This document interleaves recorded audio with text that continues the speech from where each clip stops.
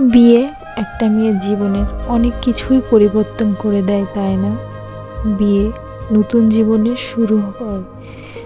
আর এই বিয়ে থেকেই আমরা একজনের হাত ধরে জীবনের শেষ দিন পর্যন্ত কাটিয়ে দিই। হ্যালো এভরিওয়ান, আসসালামু আলাইকুম। আসিফ ফারজানা ব্লগসের আমি ফারজানা, এবং আমার ব্লগসে আপনাদের সকলকে আরও একবার স্বাগতম। দেশ ও দেশের বাইরে যে যেখান থেকে আমার ভিডিওটি দেখছেন, সকলকে অন্তঃস্থল থেকে অনেক অনেক ভালোবাসা এবং অভিনন্দন। কারণ আজকের ভিডিওটি আমার অনেক বড়, জানি না কেউ ধৈর্য ধরে দেখবেন কিনা। আর আমি প্রতিটা আপু এবং ভাইয়ার ভিডিও ফুল ওয়াচ করি। আমি বিশ্বাস করি আমি ফুল ওয়াচ করলে আমার ভিডিওটি কেউ ফুল ওয়াচ করবে। কারণ আমরা মেয়েরা দৈনন্দিন যে কাজগুলো করি সেগুলো নিয়েও ভিডিও বানানো। আমি দোয়া করি যে এই পথে নেমেছে প্রতিটা আপুই যেন সফল হয়। কারণ এই ইউটিউব জার্নিটা আসলে অনেক কষ্টের। অনেকে ধৈর্য ধরে থাকে, অনেকে থাকে না। আসলে ধৈর্য এমন একটা জিনিস যেটা ধারণ করলে জীবনে অনেক দূর পর্যন্ত যাওয়া যায়। আমার মাঝে মধ্যে মনে হয় যে আমি আর করব না, কারণ ভালো লাগা কাজ করার অনেক সময় ভিডিও করতে ভালো লাগে না, অনেকে ভিডিও দেখে না। তবে আমি একটা চিন্তা ভাবনা নিয়ে বা স্বপ্ন নিয়েই নেমেছি। আজকে আমার ভিডিওটা ভালো লাগছে না, একদিন আপনাদের ভালো লেগেই যাবে। তাই শুরুতে একটু দেখেই একটা কমেন্ট করে দিয়ে প্লিজ চলে যাবেন না। আমি মনে করি কিছু কিছু আপু আছে যারা এতটাই বিশ্বস্ত, তারা আপনার ভিডিও পুরোটা দেখবে আর নিজে দেখার সময় না পেলেও ভিডিওটা অন রেখে অন্য কোনো কাজ করবে, যেটা আমি করি। আসলে অনেক অনেক আপুকে সাবস্ক্রাইব করে রেখেছি, বন্ধু করেছি। সবার ভিডিও দেখা সম্ভব হয় না। কিছু কিছু আপুর ভিডিও আমি অন রেখে আমি কাজ করি। আমি তাদের ভিডিওটা শুনি, তাদের কথোপকথন শুনি, কিন্তু আমি ভিডিও দেখি। আগে যেমন আমি ভিডিও খুব কম দেখতাম, এখন আমি আমার হাজার কাজ তা ঘুম থেকে ওঠার পরে ভিডিওটা অন রেখে দিই। সকাল থেকে আমি রান্না পর্যন্ত প্রায় 11টা পর্যন্ত, না হলে 20টা, না হলে 15টা আপুর ভিডিও দেখি। তো আপনাদের কাছে বারবার রিকোয়েস্ট থাকবে লাইক করবেন, কারণ একজন আরেকজনের পাশে থাকলে আমরা সবাই সফল হব। কেউ হয়তো বা আগে হবে, কেউ হয়তো বা পরে হবে, কিন্তু হিংসা না করে একে অন্যের পাশে থাকি, ইনশাল্লাহ সামনের পথে এগোতে পারবো। অনেক কথাই বলে ফেললাম, কেউ মনে কষ্ট নেবেন না। আর আমি একদমই পার্সোনালি কথাগুলো বলিনি, আর আমি খুব সুন্দর করে গুছিয়েও কথা বলতে পারি না, প্লিজ ক্ষমা সুন্দর দৃষ্টিতে দেখবেন। আজকে আমাদের একটা বিয়ের দাওয়াত ছিল, তো সকালে আমরা সম্পূর্ণ ঘরে কাজ করে নিই, ঘর গুছিয়ে নিই, চা খেয়ে রুমটা গুছিয়ে নিই।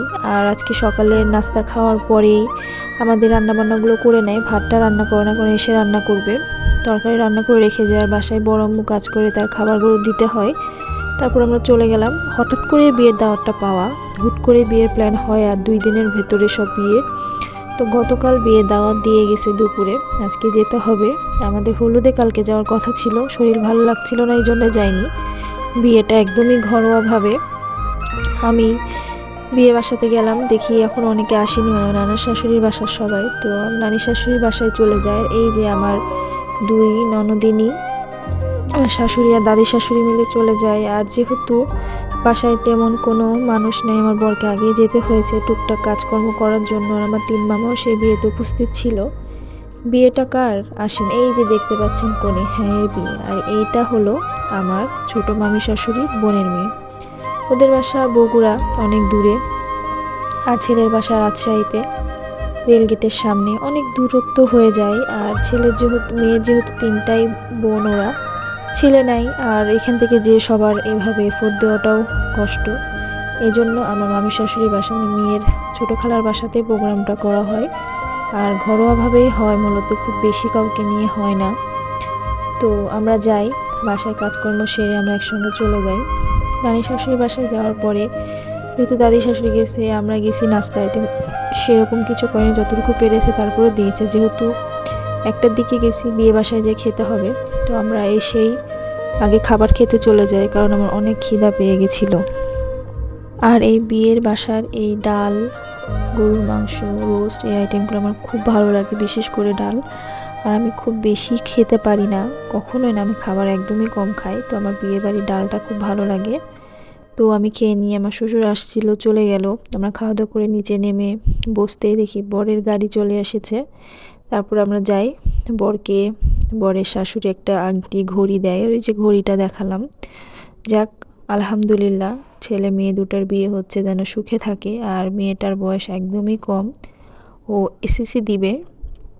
আসলে ছেলে ভালো দেখে তাড়াহুড়ো করেই বিয়ে দিয়ে দেয়, যেহেতু ছেলে ভালো আর বিয়ের পরেও পড়াশোনা করাবে। তো সব থেকে হাসির একটা বিষয় ছিল, মেয়ে কিন্তু খুব এক্সাইটেড ছিল, না রিলেশন করে বিয়ে না, বাসা থেকে দেখাশোনা করে বিয়ে। কিন্তু ছেলে মেয়ে দুইজনকে দেখেই মনে হচ্ছে যে রিলেশন করে বিয়ে। যাক, আলহামদুলিল্লাহ, এভাবেই তারা যেন সারা জীবন সুখে থাকে, একসাথে থাকে, এই দোয়াই করি। প্রতিটা মেয়ে তার শ্বশুর বাড়িতে স্বপ্ন নিয়ে যায় তার বরের সাথে ভালো থাকার জন্য। আর আমি এটাই চাই, প্রতিটা মেয়েই যেন তার বর শ্বশুর শাশুড়িকে নিয়ে ভালো থাকে। এই যে চলে আসছে বরের প্লেট সাজানো, এটা আপনাদেরকে আমি দেখিয়ে নিয়েছি। আর বরের বন্ধুদেরকে হাত ধোয়ানোর পরে এভাবে খেতে দেয়। তো বর খাচ্ছিল, আর বর অনেক ভদ্র, দেখেই বুঝতে পারছেন। তো সবাই খাবার খাচ্ছে, সবাইকে খেতে দিয়েছে আমার মামি শাশুড়ি। আর আমরা কনেকে সাজাচ্ছিল, সেখানেই ছিলাম।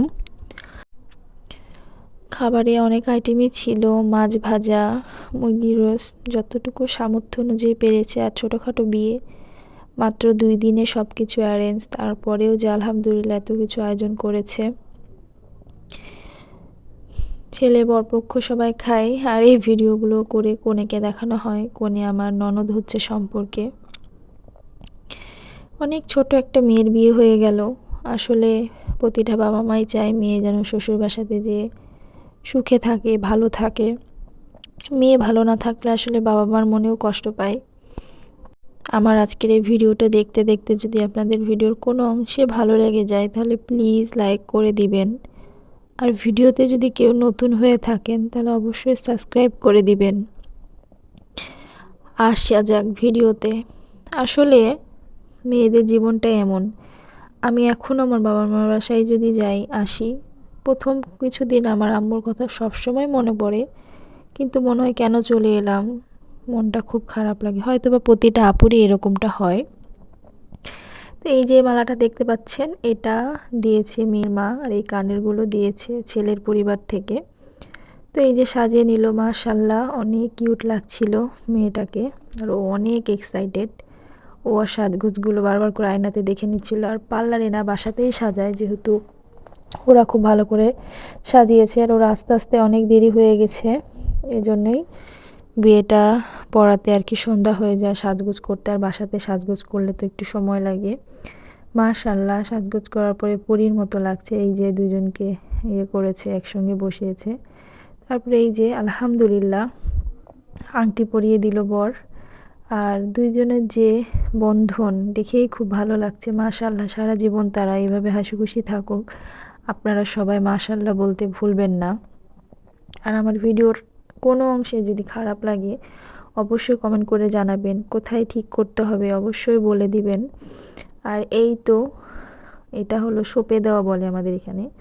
মেয়ের বাবা মেয়েকে সঁপে দিচ্ছে তার জামাইয়ের হাতে। আর আসলে এই মুহূর্তটা এতটা কষ্ট, যে আপুদের বিয়ে হয়েছে তারা বুঝবে। আসলে আমার কান্না চলে আসছে। প্রতিটা মেয়েরই বিয়ে নিয়ে অনেক অনেক প্ল্যান প্রোগ্রাম থাকে। তারপরে বিয়ে শেষ করে বাসায় চলে আসি, আমার বরের সাথে নাস্তা করে নিই। ভিডিওটা অনেক বড় হয়ে গেছে। ভিডিওটা অবশ্যই পুরোটা ওয়াচ করবেন, লাইক কমেন্ট সাবস্ক্রাইব করবেন। আসসালামু আলাইকুম, আল্লাহ হাফেজ।